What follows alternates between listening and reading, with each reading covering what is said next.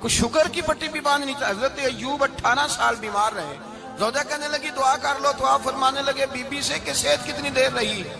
اس نے کہا 60 سال. تو آپ فرمانے لگے ذرا بیماری کو بھی 60 سال گزر لینے دو پھر دعا بھی کر لیں. یہ دعا کی اللہ، یہ لفظ کہے اللہ نے صحت دے دی، تندرستی آ گئی. ایک دن گھر میں بیٹھے بیٹھے زوجہ کہنے لگی کہ ایوب یہ بتاؤ دکھ اچھے کہ سکھ؟ آپ فرمانے لگے سارے دن ہی اللہ کے ہیں پر دکھ بڑے اچھے تھے. مجھ سے پوچھو تو دکھ بڑے اچھے تھے. کہا کس طرح؟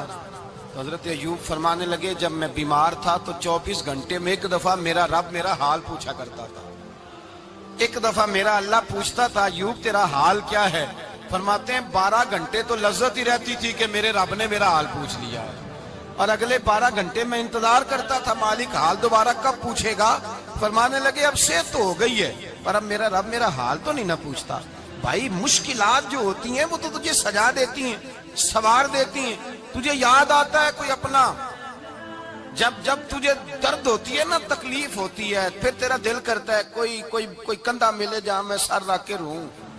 پھر اسی لیے تو کسی درویش سے کسی نے پوچھا تھا اپنا کون ہوتا ہے؟ تو کہا جو تجھے دکھ کے وقت یاد آئے وہ تیرا اپنا ہے.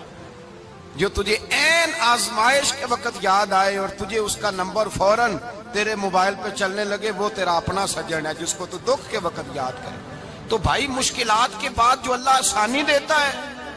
حضرت ابراہیم کو آگ میں بھی پھینکا گیا، حضرت ابراہیم علیہ السلام کو ستایا بھی گیا، نکالا بھی گیا، لیکن جب ان مشکلات سے گزرے تو میرا رب فرماتا ہے وَإِذِ ابْتَلَىٰ إِبْرَاهِيمَ رَبُّهُ بِكَلِمَاتٍ فَأَتَمَّهُنَّ قَالَ إِنِّي جَاعِلُكَ لِلنَّاسِ إِمَامًا. کہا جب ابراہیم پورے اترے تو پھر ہم نے انہیں امام بنا دیا. یا اللہ کس طرح کی امامت دی؟ فرمایا میں نے اتنی اعلیٰ شان عطا کی ہے کہ اپنے لاڈلے رسول کو جناب ابراہیم کی نسل میں پیدا فرما دیا ہے. میں نے مصطفیٰ کو ان کی نسل میں پیدا کر دیا، قیامت تک کے لیے ان کا وقار بڑھا دیا. اللہم صلی علی محمد وعلی آل محمد کما صلیت علی ابراہیم وعلی آل ابراہیم.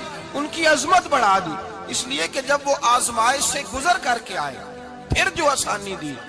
میرے نبی پاک صلی اللہ علیہ وسلم نے دین ابراہیمی کی بہت ساری چیزوں کو رکھا. کہا میں ملت ابراہیمی پہ ہوں. جب کوئی مشکلات کو عبور کر کے آتا ہے، جب کوئی تکلیفیں سہ کر کے آتا ہے، اس کے لیے جو اجر ہوتا ہے، اس کے لیے جو پھر اللہ کتنی ذرا بڑی توجہ کیجئے گا. لوگ سمجھتے ہیں فلاں آدمی مشکل میں ہے تو شاید مشکل میں ہی رہے گا، فلاں آزمائش میں ہے تو شاید میرا اللہ فرماتا ہے ایک مشکل دے کے میں 2 آسانیاں بھی دوں گا. تم مشکل دیکھ رہے ہو، مشکل نہ دیکھو، وہ جو اس کو بعد میں آسانی آنے والی ہے، اور ڈبل جو میں اس پر نعمت کرنے والا ہوں اس کو دیکھو. حضرت یوسف کو بھائیوں نے کنویں میں ڈال دیا تھا، اور جب کنویں سے نکلے تو مصر کے بازاروں میں بکے، اور پھر زلیخا نے الزام لگایا تو حالات بگڑ گئے. حضرت یوسف کو جیل جانا پڑا. کتنی کٹھن زندگی تھی، لیکن میرے مالک کو کچھ اور ہی منظور تھا. کنویں میں گرنے والے، بازار میں بکنے والے، جیل میں جانے والے، الزام لینے والے جناب یوسف کو رب کریم نے اسی مصر کا بادشاہ بنا دیا. اللہ پاک نے اسی مصر کا حکمران بنا دیا. یاری تیری سونا پر ازمیشاں تیریاں اگ، اے سونا پرکھیا جاوندائی پہلو نال اگاں دے لگ. اس کے لیے تھوڑا سا جتن کرنا پڑتا، تھوڑے کٹھن حالات سے گزرنا پڑتا، تھوڑی آزمائشوں کا روپ دیکھنا پڑتا. ہم چاہتے ہیں کہ ہمیں چھیڑے کوئی نہ کوئی تکلیف نہ آئے، کوئی آزمائش. یہ ہو نہیں سکتا میرے بھائی. نامی کوئی بغیر مشقت نہیں ہوا. 100 بار جب عقیق کٹا تب جا کر نگی ہوا. ہم چاہتے ہیں کہ ہمیں کچھ بھی دقت نہ آئے، مشکلات نہ آئے. اور مشکلات تو انسان کو سنوارتی ہیں بھائی، وہ تو نکھارتی ہیں.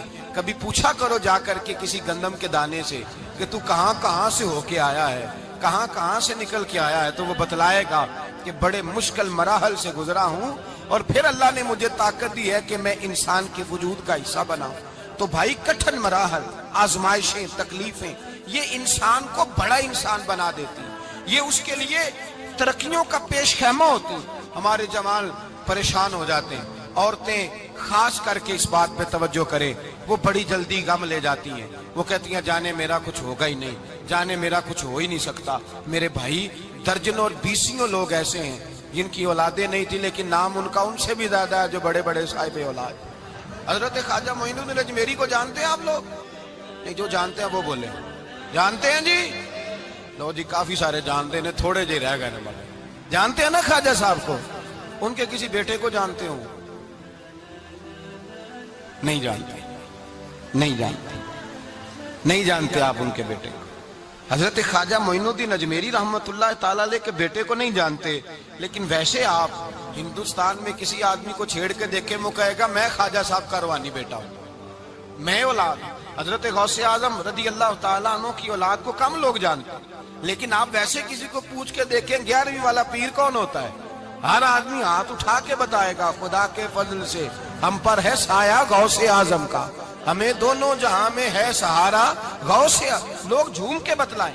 میرے بھائی، یہاں لوگ پریشان ہو جاتے ہیں کہ اولاد ہوگی تو یہ ہوگا، فلاں ہوگا تو یہ ہوگا۔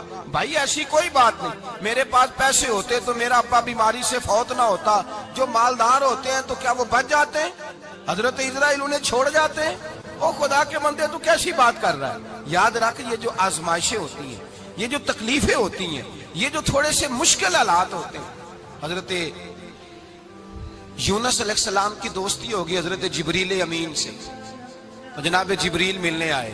حضرت یونس علیہ السلام فرمانے لگے جبریل میرا دل کرتا ہے مجھے اس بندے کی ملاقات کرا جو اللہ کا سب سے زیادہ عبادت گزار بندہ ہے۔ حضرت جبریل امین لے گئے دور دور فلسطین کے علاقے میں، اور لے جا کر ایک بندے سے ملاقات کرائی جس کی دونوں آنکھیں بھی کوئی نہیں تھی، دونوں بازو بھی کوئی نہیں تھی، دونوں پیر بھی کوئی نہیں تھی، اور اس بندے کی زبان پر لفظ بڑا کیا جاری تھے، یا اللہ تیرا شکر ہے، یا اللہ تیرا، بول کے کہیے، یا اللہ تیرا، اے اللہ تیرا شکر ہے۔ شکر شکر کر رہا تھا۔ حضرت جناب سیدنا یونس علیہ السلام کہنے لگے میں نے تجھے عبادت گزار کو ملانے کو کہا تھا، تو کہاں لے آیا؟ حضرت جبریل کہنے لگے یا یونس، یہ ہر چیز جانے کے باوجود اپنے رب کی رضا پہ راضی ہے۔ اس وقت دنیا میں نبیوں کے بعد جس سے اللہ سب سے زیادہ پیار کر رہا ہے وہ یہی بندہ ہے، یہ اپنے رب کی رضا پہ راضی ہے۔ اے تن میرا کنگی ہووے تے میں زلف سجن دی باواں، تے پوش میرے دی جتی بن جائے تے میں یار دی قدمی آواں، مارو مارو مینو مار مکاؤ کوئی عذر نہ پیش لے آواں، تے جے سونا ہی میرے دکھ وچ راضی، جے سونا ہی میرے دکھ وچ راضی، جے سونا ہی میرے دکھ وچ راضی تے میں سکھ نو چلے ڈاواں۔ مانا کہ جب اس حال میں راضی ہے تو بس ٹھیک ہو گیا، ٹھیک ہو گیا۔ وصل اچھا ہے نہ فراق اچھا ہے، بس جس حال میں محبوب رکھے وہی حال اچھا ہے۔ بس جس حال میں انہوں نے رکھا بات ٹھیک ہو گئی۔ اس میں اب انسان شکوا کرتے پھرے کہ یہ کس طرح ہے، وہ کس طرح، اپنے آپ کو مطمئن رکھا ہے۔ مشکل کے بعد جو آسانی حضرت لقمان حکیم، ان کے نام پر قرآن مجید کی پوری سورت ہے۔ حضرت لقمان حکیم علیہ رحمہ آپ اپنے بیٹے کو نصیحت کر رہے تھے، کہنے لگے بیٹا کو مشکل آئے تو گھبرانا نہیں، کوئی مشکل آئے تو کرے، بیٹوں کو سمجھ آ جائے کہ مشکل آئے تو، سمجھ آ رہی ہے بات کی، مشکل آئے تو۔ اور کیا خوبصورت جملے، بیٹے کو بٹھا کے کہتے ہیں بیٹا چھوٹی مشکل آئے گی تو اللہ بڑی مشکلات آسان کر دے گا، سمجھو چھوٹی مشکلات آئیں تو اللہ نے بڑی مشکلیں اس نے آسان کر دی۔